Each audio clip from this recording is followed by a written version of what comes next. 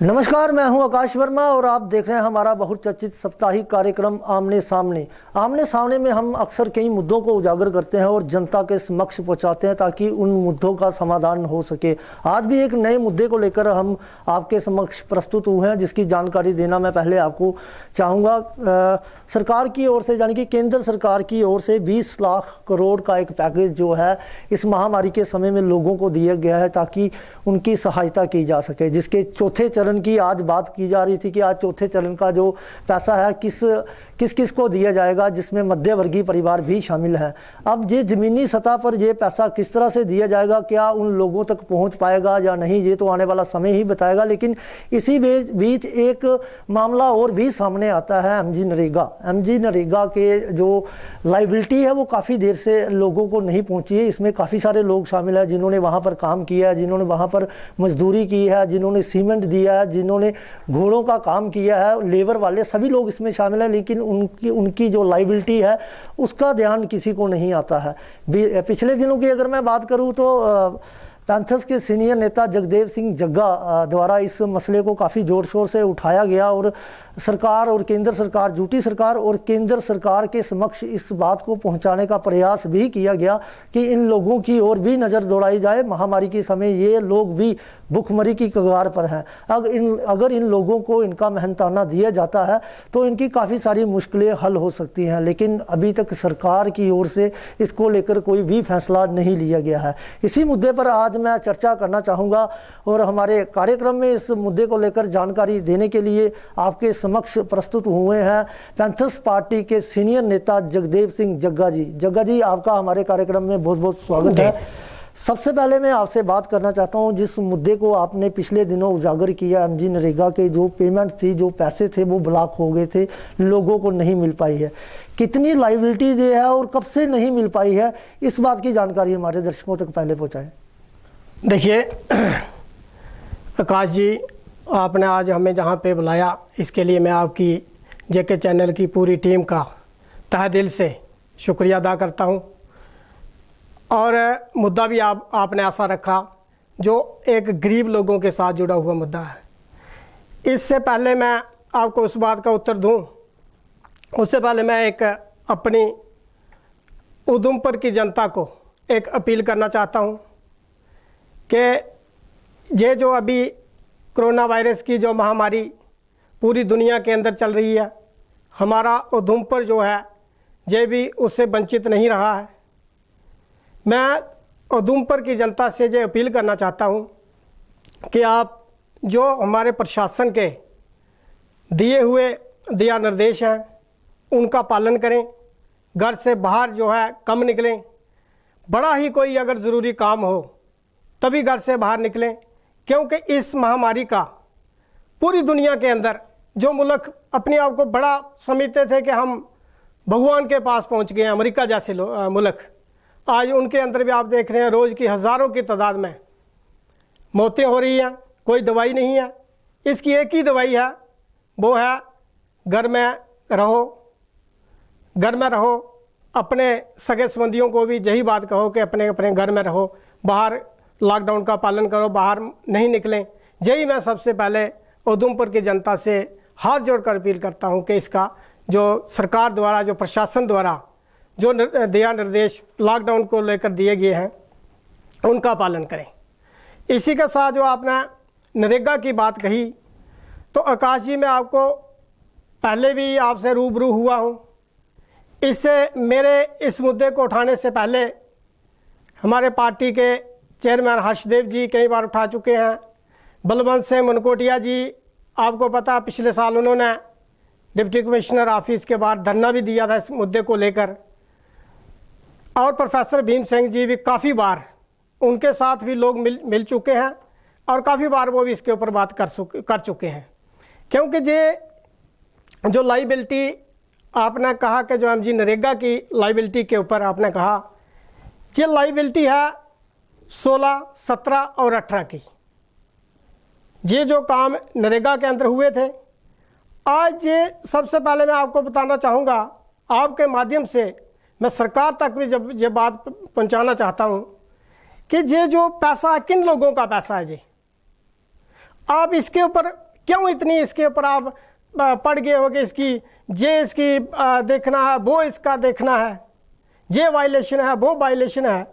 ये काम किसने किया? कौन लोग हैं जिनके ये पैसे हैं? ये पैसे हमारे जो गांव के छोटे छोटे लोग हैं जो नरेगा का काम करते हैं, उसमें जो स्किल्ड लेबर का पैसा है, जो मिस्त्री हैं, जैसे आपने कहा घोड़े खच्चर वालों का पैसा है। उसके बाद छोटे जो दुकानदार हैं गांव के अंदर, जिन्होंने छोटे छोटे सीमेंट के डिपो रखे हैं, 100 बैग 50 बैग सीमेंट रखा था, छोटे छोटे जो इनके काउंटर गांव के अंदर खुलाए हैं, उनका पैसा है। बाकी जो किराने वाले हैं उन्होंने उधार दिया, जब लेबर ने काम किया, काम जब चल रहा था तो उन्होंने भी उधार दिया, वो भी इसमें उनका भी पैसा है। मतलब उन्होंने इनडायरेक्टली ही लेना, लेकिन लेना तो उन्होंने भी है।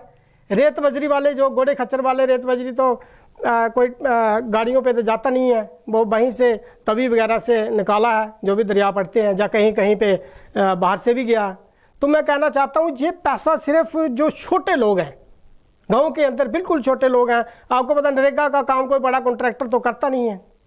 अब दूसरी स्कीमें देख लीजिए, PMGSY हो गई, PWD हो गई, इतनी बड़ी कंपनियां जहाँ पे काम कर रही हैं, कितना उनके ऊपर सरकार कितना देख रही है उनके ऊपर। अगर ये नरेगा के अंदर आज कहते हैं जी इसमें 60-40 की वायलेशन हुई है। आकाश जी, ये वायलेशन किसने की है? मैं आपके माध्यम से सरकार से पूछना चाहता हूँ, ये वायलेशन हुई है तो किसने की है? उन लोगों ने तो काम किया है। अब छोटे छोटे बैंडर हैं, उनको जाके आपने काम दे दिया, किसने बोला ये डंगा बनाना है, चलो ये आप खुद बनाओ, आप लेबर लगा लो, लेबर जो जॉब कार्ड है वो आप लो, लेबर लगाओ और काम करो। किसी दूसरे ने कहा जी जे मेरी बोली के पास छत डालना चाह आप करो। ये छोटे छोटे काम थे। लेकिन उसके बाद जब जहाँ पे पिछली जो भारतीय जनता पार्टी की और PDP की जब सरकार बनी, उसके अंदर आपको भी याद होगा, आपके माध्यम से ही हमने भी देखा था, जब महबूबा मुफ्ती जी चीफ मिनिस्टर बनी, अब्दुल हक खान जो थे वो रूरल डेवलपमेंट इस डिपार्टमेंट के पंचायती राज के मिनिस्टर थे, और शाहिद इकबाल साहब जो जहाँ पे उस वक्त डिप्टी कमिश्नर थे। तो बट्टल वालियाँ के अंदर याद होगा आपको कि प्रोजेक्ट राहत का जहाँ पे उद्घाटन हुआ था, उसके तहत क्या क्या काम हुए थे। उसके तहत पहले तो इन्होंने पैसा कहाँ से जनरेट करना था, वो उसके अंदर अगर इन्होंने वो प्रोजेक्ट राहत था जिसका उद्घाटन वहाँ पे किया, उसके अंदर इन्होंने पुल बनाए, 10-10, 15-15 लाख के पुल बनाए। उसके बाद इन्होंने पक्की गलियाँ बनाई, उसके बाद कुछ रोड्स वगैरह भी कुछ बने, पक्के काम हुए उसमें भी। तो ये जो इन लोगों ने और भी बहुत सारे काम हुए जो पक्के कामों में आते हैं। तो इसमें जब उन्होंने जहाँ पे इनागुरेशन हुई महबूबा मुफ्ती जी ने की, और प्रोग्राम जहाँ पे बटलवालियाँ के अंदर ऑर्गेनाइज हुआ, आप मुझे बताइए जो प्रोजेक्ट रहा था, आपने देखा कि हमारे जब उस वक्त के जो डिप्टी कमिश्नर थे, जब वो पुलों के उद्घाटन करने के लिए जाते थे, शाहिद इकबाल साहब के बाद जो फिर दूसरे 2 DC उसके बाद भी आए, हम भी आपके माध्यम से देखते रहे कैसे पुलों के उद्घाटन होते रहे, कैसे गलियों के उद्घाटन होते रहे। तो ये जो वहाँ पे हमारे जितने भी उधमपुर, चनैनी, रामनगर, शायद रियासी, रामबन के MLA भी बटलवालियाँ में वहाँ पे BJP की सरकार थी, इनके भी MLA वहाँ पे बैठे हुए थे। इसका उद्घाटन हुआ तो इसके अंदर सरकार ने क्या किया कि नरेगा जो था, नरेगा के अंदर ये पक्के काम नहीं कर सकते थे। फिर इन्होंने क्या किया, हक खान और महबूबा जी और जो इनके जो BJP के जो लोग थे, इन्होंने बैठ के एक तरीका निकाला कि हम नरेगा के साथ CDF MLA का, उसके बाद MP लैंड का पैसा, उसके बाद 14 FC का पैसा, CD पंचायत का पैसा, और भी कोई हॉर्टिकल्चर का, कोई एग्रीकल्चर और भी पैसा, इन्होंने क्या किया, नरेगा के साथ उसका कन्वर्जेंस किया। कन्वर्जेंस करने के बाद MLA ने अभी जैसे बहुत सारे मुझे जब पिछला हमने प्रोग्राम किया था आपके माध्यम से, जब मीडिया के माध्यम से हमने आवाज़ उठाई थी, तो मुझे बहुत सारे लोगों के फ़ोन आए, कुछ रामनगर से आए जिन्होंने पैसे लेने हैं, नरेगा के पैसे लेने हैं, और 10-10, 15-15 लाख भी लेना कई लोगों ने, तो उनके मुझे फ़ोन आए, कुछ उधमपुर के आए, कुछ नैनी से आए। उन्होंने कहा कि सर अब इसका कोई हल बताइए। मैंने कहा आपने ये काम किया क्यों? जब वायलेशन आपको अगर पता, आप एक गली बना रहे हैं तो आपने, आपको जब पता है कि सरकार की जो गाइडलाइन है, नरेगा की जो गाइडलाइन है, वो ये कहती है कि 60-40 के रेशो के हिसाब से काम होना चाहिए। उन्होंने कहा सर हमें क्या पता, हम तो गए एमएलए के पास, लोग एमएलए के पास गए, जनाब जे वाली गली दे दो, हमें जे वाली बोली दे दो। तो लोग उनके पास गए तो उन्होंने कहा भाई काम कौन करवाएगा? लोगों ने कहा जी ये ठीक है, बंदा ईमानदार है, जे काम करवाएगा। एमएलए ने कहा ठीक है, जे लो 2 लाख, एस्टिमेट कितना बनता है 10 लाख का, 2 लाख रखो और 8 लाख जो है नरेगा का पैसा इसमें लगेगा। अब हमने काम कर दिया, हमें क्या पता था। और एसीडी उस वक्त जो जहाँ पे थे, ये सरकार सोच रही है, मैंने पिछले दिनों सोचा था जो इसको डेड वुड में डालना है, तो एक किस्म का ये डेड वुड ही है। अगर मैंने आपसे पैसे लेने हैं, जब आपने मेरे से पैसे लेने हैं, आपने मेरे से 16, 17 और 18 के पैसे लेने हैं, मैं आपको वो नहीं देता हूँ, मैं आपको 19-20 के दे देता हूँ, तो इसका मतलब डेड वुड में ही है ये। नहीं, आपका मतलब है कि जो सरकार है वो गरीबों का पैसा हड़पना चाहती है। देखिए ये तो वही बात है। अच्छा, फिर उसके बाद इन्होंने कहा जी इसके ऊपर वायलेशन हुई है। सर मैं आपके माध्यम से सरकार से पूछना चाहता हूँ कि वायलेशन कैसे हुई है? नरेगा का जब काम होता है, क्या कोई आया कि उसने कहा कि भाई रमेश जी आप फलाना काम करिए, तो रमेश जी ने शुरू कर दिया घर से ही? ऐसा नहीं होता है। कोई काम शुरू होता है, जो नरेगा की गाइडलाइन है, जो हमारी जो गवर्नमेंट की जो गाइडलाइन है नरेगा की, वो क्या कहती है? पहले आपके पंचायत के अंदर ग्राम सभा होती है, ग्राम सभा के अंदर जो पंचायत का सेक्रेटरी होता है, वो लोग बैठते हैं, पंच सरपंच बैठते हैं, उसके ऊपर वहाँ से एक प्लान बनाते हैं, वो प्लान बनता है, फिर वीडियो के पास जाता है, फिर वो एसीडी साहब के पास जाता है, एसीडी और डीडीडीसी जो डीसी के पास या डिस्ट्रिक्ट डेवलपमेंट कमिश्नर, ये 2 हैं, इनमें से एक उसका अप्रूवल देता है। इन्होंने जब उसका अप्रूवल दिया, उसके बाद फिर वो जो अपना इसका रूरल इंजीनियर विंग जो है, टेक्निकल डिपार्टमेंट है, फिर वो उसके पास जाता है, वो उसका एस्टीमेट बनाते हैं। जब उसका एस्टीमेट बनता है, नीचे से बनता है AEAWE, फिर एक्शन उनके पास जाता है। फिर जब एक्शन जो है उसकी जब मंजूरी देते हैं, सैंक्शन देते हैं, उसके बाद वो जाता है, फिर BDO साहब उसको ACD साहब के पास लेके जाते हैं, फिर वहाँ से वो उनके पास जाता है, फिर वो उसको पास करते हैं, उसके बाद दोबारा BDO साहब के पास आता है, फिर BDO साहब जो है उस काम को करने का अथराइजेशन लेटर देते हैं। नहीं, आप क्या कहना चाहते हैं कि जो काम हुए थे वो गाइडलाइन के अनुसार नहीं? सुनिए ना आप, वो BDO साहब जब अथराइज करते हैं कि भाई ये काम करेगा, फिर वो जो पंचायत सेक्रेटरी होता है वो आगे जाके जो बंदा काम करवाएगा उसको परमिशन देगा काम शुरू करने की। तो उसके बाद जब ऐसे ही काम होगा, उस काम की देख रेख जो है वही REW का रूरल इंजीनियर विंग जो है टेक्निकल, वो उसकी देख रेख में काम होता है। उसके बाद फिर वो MB तैयार करते हैं, MB तैयार करके फिर ऐसे ही ऊपर जाती है, फिर ऊपर जाने के बाद फिर ऐसे ही जाती है, जैसे मैंने पहले आपको नीचे आई थी वैसे ही AWE एक्शन अपने ACD से होके फिर BDO के पास आएगी, फिर BDO साहब बिल, बोचर, रेत, बजरी सारे वो चेक करते हैं। चेक करने के बाद फिर वो उनकी लाइबिलिटी को ऑनलाइन करते हैं। तो सर मुझे आप ये बताइए, आपके माध्यम से मैं सरकार से पूछना चाहता हूँ, जिस गरीब आदमी ने वो पैसा वो लेना है, जिसने वो काम किया है, उसमें उसका क्या कसूर है? उसने वायलेशन कहाँ पे की है? अगर वायलेशन हुई है, MLA ने पैसे दिए, MP ने पैसे दिए, आपने दूसरी जगह से पैसा लाया, फिर वायलेशन किसने की है?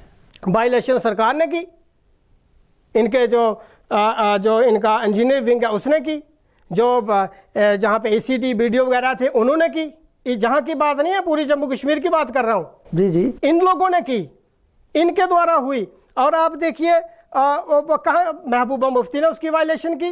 अगर आप कहते हो कि आप CDF का पैसा, FC14 का पैसा इसके साथ, इसको नरेगा से के साथ इसको शेयर करो, कन्वर्जेंस करो इसके साथ, और कुछ पैसा आप 2 लाख जहाँ से लो, 20% जहाँ से लो, 30%। क्या वो पैसा दिया गया जिसकी आप बात कर रहे हैं? हाँ, वो पैसा जो CDF था वो आ गया, जो 20% पैसा था वो आ गया, जो 14FC का पैसा था वो आ गया। लेकिन वो दिया इन्होंने तो परसेंटेज के हिसाब से दिया ना, वो 20-30%, ज़्यादा से ज़्यादा 30 ने तो 20% दिया। बाकी जो नरेगा के तहत जो लोगों ने काम किया, जो वो 70% पैसा था वो नहीं मिला। अब आप जहाँ पे ये देखिए, इसकी वायलेशन सरकार ने की है, खुद चीफ मिनिस्टर ने की है, उस वक्त के मंत्री ने की है, अधिकारियों ने की है, ACD BDO जितने थे उन्होंने की है, ये उनके द्वारा हुई है। ना कि जिस गरीब आदमी ने आज पैसा लेना है इस कोरोना वायरस की महामारी के अंदर, जो लोग आए, मैं कहना चाहता हूँ, खाने के लिए दाने दाने को मोहताज हो रहे हैं, उन लोगों ने थोड़ी की है, उनको किस चीज़ की जो सजा दे रहे हैं। और जो MLA मैं कहना चाहता हूँ, जैसे चनैनी के थे, रामनगर के थे, या उधमपुर वाले कहते हैं ना मैं ज़्यादा लायक हूँ, मैंने इंजीनियरिंग की है, मैं टॉपर हूँ, तो ये इन्होंने अपनी काबिलियत का इसमें ज़्यादा जोर लगाया। जब इन्होंने ज़्यादा लगाया तो इन्होंने सोचा कि वाहवाही तो इन्होंने लूट ली, गलियाँ इन्होंने बना दी, गलियाँ बन गई, इनकी वाहवाही हो गई कि भाई इन्होंने गली बना दी। लेकिन जिस गरीब आदमी ने वहाँ पे वो पैसा लगा, तो वो पैसा कौन देगा? आज मैं आपको बताता हूँ, मुझे दलाल से फ़ोन आया। आपका कहना है कि पूर्व विधायक ने इसमें कोई ठोस कदम नहीं उठाए, जो गरीबों का पैसा फंसा हुआ था उसे उनको दिलवाने के लिए कोई अच्छी भूमिका नहीं निभाई। देखिए, आप अभी भी क्या भूमिका निभा रहे हैं।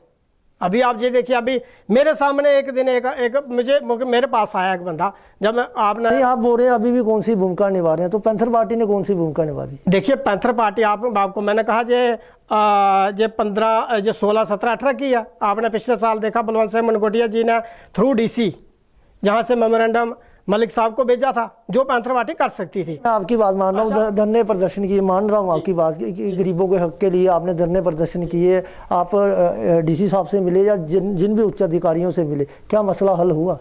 देखिए, मैं ये पूछ रहा हूँ, मसला हल हुआ? देखिए, मसला नहीं हल हुआ तो तभी हम इसको अभी भी हमने इसको उठा के रखा है, मसले को हमने कोई इसको दबने नहीं दिया। आज भी हमें इसके ऊपर पूरा, आज लॉकडाउन के अंदर भी आपके माध्यम से हमने इसको, मीडिया के माध्यम से जितना हम कर सकते हैं आज भी कर सकते। और आज मुझे और मेरी पार्टी को आज ये फील हुआ कि जिन गरीब लोगों का पैसा आज उनको आज नहीं मिलेगा, इस कोरोना वायरस के अंदर, इस महामारी के अंदर वो पैसा नहीं मिलेगा तो बाद में क्या करना है उस पैसे का, जब आज वो पैसा नहीं मिलेगा। और मैं आपको बताना चाहता हूँ, फिर एक आदमी मेरे पास आया, उसने कहा जी आपने इस मुद्दे को उठाया, मेरा भी है 10-12 लाख रुपए। मैं कैसे है? हाँ जी, मुझे पवन जी ने कहा था आप करो, तो मैंने काम किया, जो CDF था वो मिल गया, लेकिन वो दूसरा 70-80% पैसा नहीं मिला। मैंने कहा तो फ़ोन लगा उनको, पूछ। ये पवन जी कौन है, कोई ठेकेदार है? पवन गुप्ता जी, हमारे पूर्व विधायक जी। हाँ, तो मैंने कहा तो पूछ। उसने मेरे सामने फ़ोन किया, उसने कहा सर मेरे पैसे, कहते हैं यार अभी ACD नहीं बैठ रहा, ACD बैठेगा मैं बात करूँगा। यार आप मुझे बताइए, जब सरकार कह रही है वायलेशन है, जो पैसा नहीं दे रही है सरकार, आप बजाय उन लोगों का, ठीक है उस पर गलती हुई, आपसे हुई है, सरकार से हुई है, लेकिन आप क्या सोच रहे हैं कि जो इतने लोगों को आपने बेवकूफ़ बनाया, इतने लोगों को आपने वो पैसा, उनका पैसा लगवा के आई, उन लोगों की लाइबिलिटी है, आप क्या सोचते हो घर के अंदर बैठे रहेंगे तो वो लोग चुप रहेंगे, वो पैसा नहीं लेंगे? आप उनको तरीकाकार बताइए, आप उनको बताइए मैं सरकार से बात करता हूँ। क्यों नहीं सरकार से बात करते हैं, मुझे बताइए। ये क्यों, कितनी बार ये नरेगा के मुद्दे को लेकर मीडिया में आया, आप बताइए। आपका उधमपुर के अंदर लीडिंग जो है चैनल है, आप बताइए आपके पास कितनी बार आए, रामनगर वाले कितनी बार आए, या जितने भी जम्मू कश्मीर के अंदर जितने भी विधायक हैं कितनी बार आए, किस मीडिया में आए? आना तो चाहिए उनको, वो गवर्नर के पास जाएं, अपना एक डेपुटेशन बनाएं, डेपुटेशन बना के गवर्नर के पास जाएं, गवर्नर साहब LG साहब से मिले, LG साहब को बताएं कि ये मसला था, उस वक्त सरकार ने ऐसा किया था, आज ऐसा हो रहा है, लोगों के साथ ये हो रहा है, ये क्यों नहीं उस मुद्दे को उठाते? क्यों आज भी, क्यों लोगों को ये क्या? जगदेव जी, जैसे आप बात कर रहे हैं, जो जम्मू संभाग की बात करूँ तो 25 सीटें लोगों ने भाजपा को दी थी। क्या आप मानते हैं कि जो सीटें भाजपा को 25 सीटें मिली थी, वो जीतने के बाद जो जम्मू संभाग की जो परेशानियाँ थी वो हाईकमान तक पहुँचाने में सक्षम है? कभी पहुँचाई है उन्होंने? क्या मानते हैं? देखिए, मैं आपको कहना चाहता हूँ, आपके माध्यम से लोगों को भी बताना चाहता हूँ, अपनी जनता को बताना चाहता हूँ, और जनता को पता है, पहले पता है सब, लेकिन याद दिलाना चाहता हूँ। अब इन्होंने मुद्दा, भारतीय जनता पार्टी को 25 सीटें मिली, इनको मुद्दा उठाने की ज़रूरत नहीं थी, आपने कहा मुद्दा उठाने की ज़रूरत नहीं थी इनको थी मुद्दों को हल करने की ज़रूरत, क्योंकि ये सरकार में थे। और ये ठीक आपने कहा, ये ऐसे ही कहते रहे। एक पता नहीं कौन सा मुद्दा था, राणा जी को लोगों ने कहा कि आप इस मुद्दे को आपने हल नहीं किया। जो ये कहते हैं, सत शर्मा जी इनके जब प्रेसिडेंट थे, सत शर्मा जी कहते हैं जी हम इस मुद्दे को उठाएंगे। तो तब भी जहां बाहर आपने जो प्रोग्राम किया था, एक सारी पार्टियों को लोग बुलाए थे, तब भी मैंने जो उनके जिला प्रेसिडेंट थे उनसे पूछा था, मैंने कहा वो आपके शर्मा जी क्या बोल रहे हैं स्टेट के प्रेसिडेंट, क्या उन्होंने किसके पास उठाना है? इन लोगों को, भारतीय जनता पार्टी के लोगों को मोदी साहब के नाम के ऊपर जो जीत गए, जो खड़ा किया वही जीत गया। इनको कोई राजनीति के बारे में इतना अनुभव नहीं था। ऊपर से महबूबा मुफ्ती की सरकार बन गई, तो उन्होंने अपना जो कश्मीर का एजेंडा था, जिस एजेंडे के ऊपर उसने इलेक्शन लड़ी थी, बीजेपी ने जहाँ से लड़ी थी, उसने इनके बिल्कुल एक दूसरे के जो मुद्दे थे बिल्कुल एक दूसरे के खिलाफ थे। सबको पता है, जम्मू का मुद्दा कश्मीर के खिलाफ, कश्मीर का मुद्दा जम्मू के खिलाफ। तब इन्होंने इलेक्शन लड़ी, लेकिन उसके बाद जब सरकार में गए, ये चुपचाप बैठे रहे। ये तो जब वो, आपको पता, आपके माध्यम से भी हम देखते थे, जब पीडीपी के जब मंत्री जब वहाँ पे बोलते थे, जब उनके एमएलए वहाँ पे बोलते थे, तो हमारे जो डिप्टी चीफ मिनिस्टर जितने मंत्री थे, ये तो ऐसे करके सुनते थे जैसे वो कोई प्रोफेसर है इनके और ये उनके स्टूडेंट है, ऐसे करके सुनते थे। कभी इनके मुंह से आवाज़ नहीं निकलती थी। ये आपकी बात बिल्कुल सही है। जम्मू का जो ना 70 साल तक एक रट लगा के रखी थी कि एक बार भारतीय जनता पार्टी को मौका दो, एक बार भारतीय जनता पार्टी को मौका दो, और लोगों ने दिया। 37 में से 25 एमएलए दिए। और ये उधमपुर वाले भी, ये कहाँ थे? इन्होंने क्या किया? पहले मसीदी में जाकर कस्में खाई, गुरुद्वारों में जाके कस्में खाई, मंदिरों में जाके खाई, जहाँ लोग बीजेपी को नहीं पसंद करते थे। जो इन्होंने कहा जी मुझे आप वोट दो, मैं बीजेपी में नहीं जाऊँगा। लेकिन जब मंत्री बनने की बारी आई, फड़क छाल मारी, वहाँ पे बीजेपी की झोली में बैठ गए। और उसके बाद फिर बीजेपी ने इनके साथ चाल की, उन्होंने भी इनका वोट एमएलसी और राज्यसभा के लिए लेना था वो लिया, और उन्होंने भी इनको बाहर का रास्ता दिखाया। जब बाहर का रास्ता दिखाया तो फिर जो दूसरी साइड आ गए। लेकिन उसके बाद जब भाई को चेयरमैन बनाना था, इन्होंने फिर छलांग मारी, फिर उनकी झोली में जाके बैठ गए। तो इनको आप लोग पहचान चुके हैं। ये भी तो बीजेपी के खाते में थे, 26 थे, और 2 इनके कश्मीर से अलायंस पार्टनर जीते, 28 थे इनके पास भी, और उनके पास भी इतने ही थे। लेकिन ये अपनी बात बिल्कुल नहीं रख पाए, और बिल्कुल ये फेल हो गए। इसलिए ही मोदी सरकार ने, सेंट्रल गवर्नमेंट ने जहाँ से इनको हटाना पड़ा। नहीं तो कौन हटाता, आप मुझे बताइए। बीजेपी तो मैं कहता हूँ जोर जबरदस्ती करके बाकी रियासतों के अंदर सरकार बना रही है। सुखदेव जी, जैसे आप बोल रहे हैं कि इनको असेंबली में जाने का मौका मिला और ये लोगों के हित की बात वहाँ पे नहीं रख पाए हैं। असेंबली में तो पैंथर पार्टी भी गई थी, वो कितने बात लोगों की रख पाए? देखिए सर, जब पैंथर पार्टी असेंबली के अंदर गई, आज वजीर कमीशन जब लागू हुआ, ये किसका मुद्दा था? आज हमारे डिस्ट्रिक्ट बने, कब से पैंथर पार्टी का मुद्दा था? जब पैंथर पार्टी सरकार के अंदर, जब पैंथर पार्टी भी अलायंस पार्टनर सरकार की बनी, वजीर कमीशन लागू हुआ। डोगरी को 8वें शेड्यूल में किसके कब रखा गया? जब पैंथर पार्टी सरकार, जब पैंथर पार्टी के मुद्दे थे। डोगरा सर्टिफिकेट अभी भी नहीं मिला। डोगरा सर्टिफिकेट तो उस वक्त पैंथर पार्टी सरकार में नहीं, अभी भी नहीं मिला। हाँ, उस वक्त पैंथर पार्टी सरकार में नहीं थी। लेकिन पैंथर पार्टी इसके लिए सरकार के बाहर से जितना लड़ सकती थी, पैंथर पार्टी लड़ी है, अपोजिशन बराबर की है। लेकिन उन लोगों ने नहीं माना, तो वो उनकी है। लेकिन पैंथर पार्टी ने किसी भी जगह पे, किसी भी मुद्दे को पैंथर पार्टी ने उठाने से कभी पैंथर पार्टी पीछे नहीं हटी है, ना ही पैंथर पार्टी ने समझौता किया है।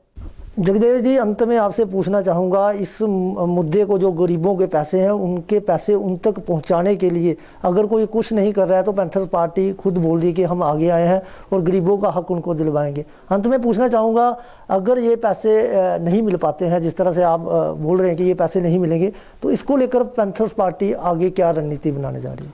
देखिए, सबसे पहले मैं ये जो जितने एमएलए थे, मैं इनको कहना चाहता हूँ, सबसे पहले इनको कहना चाहता हूँ मैं। और मैं थोड़ी पीछे बात मेरी रह गई थी, ये आज वायलेशन की बात कर रहे हैं।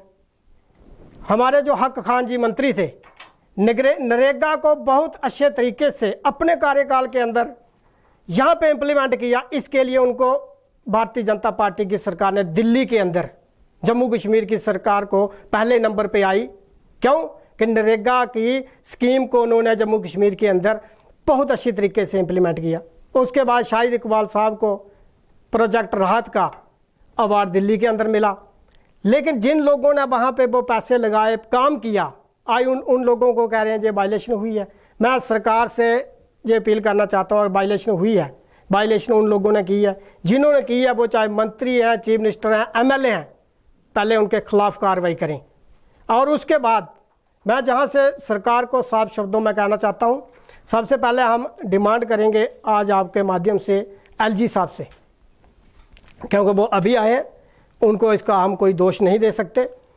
एलजी साहब को मैं अपील करूंगा यहाँ से, और जो उनके एडवाइज़र हैं बशीर खान साहब, वो शायद कुछ नरेगा का उनके पास चार्ज भी है, मैं उनसे अपील करना चाहूँगा, और ख़ासकर एलजी साहब से, कि आप इस मुद्दे को, क्योंकि जैसे जो पवन कुमार गुप्ता जी जब दूसरे एमएलए लोगों को बेवकूफ़ बना रहे हैं, अपने वर्करों को, अपने लोगों को, अपने वर्करों को और मेरे गांव के लोगों को बेवकूफ़ बना रहे हैं कि मैं एसीडी से बात करूंगा। भैया कोई एसीडी से बात नहीं होगी। मैं कहना चाहता हूं ये जो लोग बेवकूफ़ बना रहे हैं, मैं एलजी साहब को कहता हूं इस मुद्दे को आप सेंट्रल गवर्नमेंट के आगे रखिए।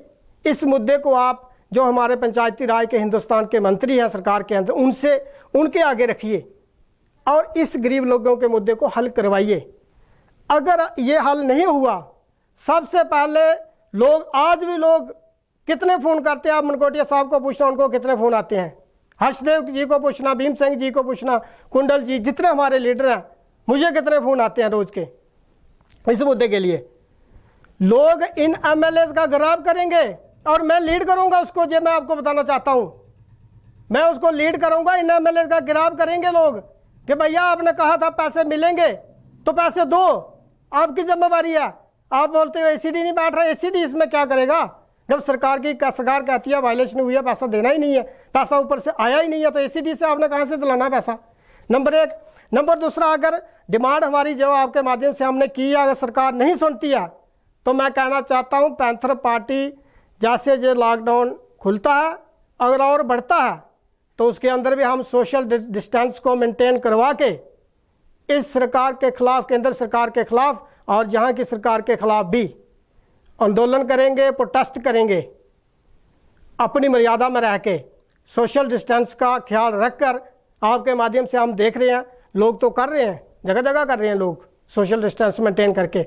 हम पूरी एक मुहिम बनाएंगे, इस मुहिम को हमारी पार्टी लीड करेगी और गांव के जो हमारे गरीब लोग हैं, मैं कहना चाहता हूं जब तक पैंथर पार्टी है, ये जो लोग हैं, ये जो लाले फाले जो ये समझते हैं कि हमने गांव के वर्करों को बेवकूफ़ बना दिया और हम घर में बैठ के पूरी रियासत के जो एमएलए जब उस वक्त थे ये सभी, और ये तो बड़े लायक हैं, इन्होंने तो ज़्यादा पैसा दिया, इनके ज़्यादा काम करवाया इन्होंने। अपना CDF 7 करोड़ 38 लाख रुपया DC दफ्तर ही रहा, वो खर्च नहीं कर पाए, उसमें से लाख 2 लाख रुपए दे के 30-35 करोड़ रुपए की लाइबिलिटी जहाँ पे उधमपुर की ऑनलाइन लाइबिलिटी है, जिसमें 15 से 18 करोड़ की लाइबिलिटी सिर्फ उधमपुर की होगी, 10-15 करोड़ की लाइबिलिटी होगी उधमपुर की, वो इन्होंने लोगों के ऊपर चढ़ा दिया और जो पैसा इनको मिला था वो DC दफ्तर में ही रह गया, वो ये खर्च नहीं कर पाए। उसके बाद इन्होंने क्या किया, उसकी बंदरबाड़ की, क्या किया क्या नहीं किया वो हमें नहीं पता। हम इनको बैठने नहीं देंगे और सरकार को कहना चाहता हूँ पैंथर पार्टी गांव के गरीब लोगों का, गांव का हो या शहर का हो, गरीब आदमी जो अपनी आवाज़ को खुद नहीं उठा सकता, जब तक पैंथर पार्टी है तब तक इस सरकार को मैं कहना चाहता हूँ उस पैसे को डेड वुड में नहीं डालने देंगे। लड़ेंगे, आंदोलन करेंगे, प्रोटेस्ट करेंगे और सरकार को मजबूर करेंगे कि उन लोगों का जो पैसा है, उनकी लाइबिलिटी जो है, उनके खाते में इनको डालनी ही पड़ेगी। तो ये थे पैंथर्स पार्टी के सीनियर नेता जगदेव सिंह जग्गा जी। जगदेव जी, आपका हमारे कार्यक्रम में आने के लिए बहुत बहुत धन्यवाद।